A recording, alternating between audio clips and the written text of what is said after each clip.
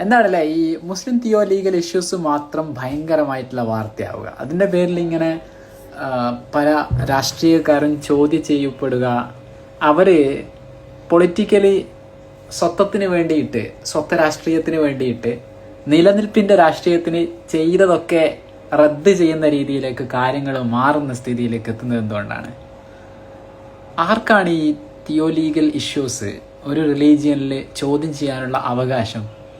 അത് എല്ലാവർക്കും കൊടുക്കുമ്പോഴുള്ള ഒരു പരിമിതി, ആ ഓർത്തഡോക്സി ഉണ്ടാവുമ്പോൾ, അല്ലെങ്കിൽ ആ ഒരു അസ്ബിയത്ത്, ആ ഒരു കടുംപിടുത്തം ഉണ്ടാവുമ്പോൾ സംഭവിക്കുന്നത് എന്താണ്? അതിൻ്റെ ഒരു കോൺസിക്വൻസസ് എന്തൊക്കെയാണ് ആലോചിച്ചിട്ടുണ്ടോ?